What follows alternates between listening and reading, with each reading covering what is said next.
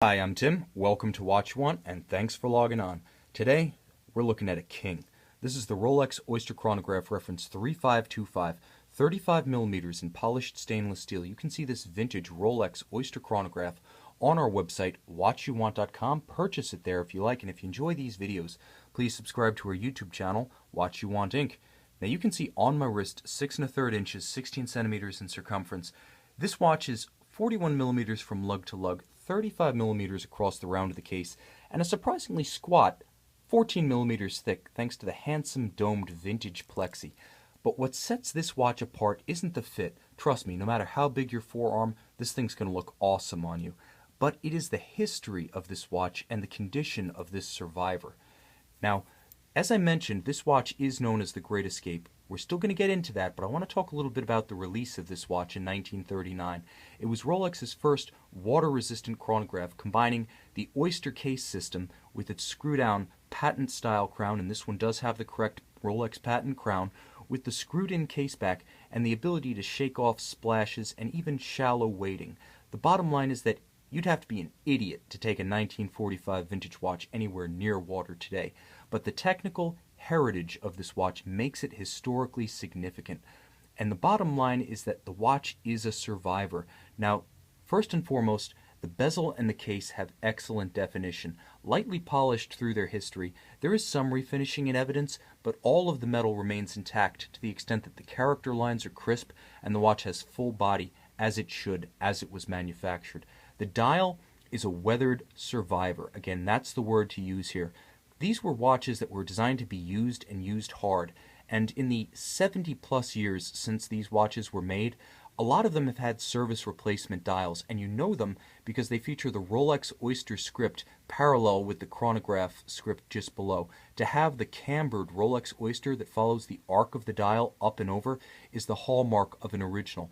Now this one does have a matte silver metallic base color with light patina. Again, it is a survivor, and you can see that the fade of the telemeter scale inboard of the tachometer scale attests to the age of this watch. Everything's aged in sync, so it has a beautifully even patina as well as a handsome one.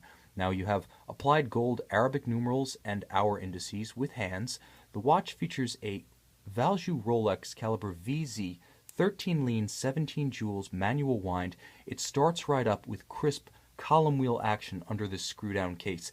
If you want to see the movement, I encourage you to go to watchyouwant.com and check out our macros, because we have interior photos in high resolution for you to enjoy. Likewise, case and dial macros for you who may be interested in buying this watch, or if you're just looking for sweet wallpaper for your desktop. Now, the watch features that lazy traditional 18,000 vibration per hour heartbeat, so you can almost see the staggered start-stop of the seconds hand as it traces the arc of the dial, the telemeter, and the tachometer. I love that lazy chug-a-chug of a traditional 18,000 vibration chronograph. Not only is it historically evocative, but even today, I see that slow heartbeat and I think of something like a datograph. Just majestic, beautiful, traditional in every sense. Wonderfully crisp. It stops and it resets just as nicely. Now, the watch is known as the P.O.W. for a very specific reason. Airmen on the Allied side during World War II who had their service issue watches seized during intake at prison camps were able to order Rolex watches in certain cases if it was a Luftwaffe-controlled camp and airmen were being held, especially officers. There was a fraternity. There was a civility between these groups of combatants that transcended the hostilities and the norms of the war. And in many cases, officers, mostly British, did order these Rolex 3525 chronographs while being held in Nazi prison camps. It seems impossible to believe, but it's historically true. And during the March 1944, quote, Great Escape from Stalag Luft 3, at least one member of the escaping party did use his Rolex 3525 to time German patrols and execute the escape. Now, this watch has phenomenal history. This wasn't the one used in the prison camp, not this exact model. That's probably why it survives. But the bottom line is this exact reference, the 3525, is simply dripping with cool historical associations. But even on its own terms, as a beautifully preserved survivor of an important Rolex reference, a milestone Rolex, this manual wind Oyster chronograph is a superb find. Someone's going to be very lucky because this watch is best described as something like a 1963 Corvette Stingray Fuelie, completely unrestored, still in factory condition. You're getting all of the original fabric at its best.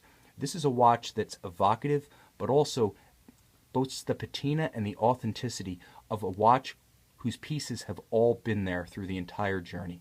You can see this gorgeous and historically evocative Rolex Oyster chronograph, reference 3525, and purchase it on our website, watchyouwant.com.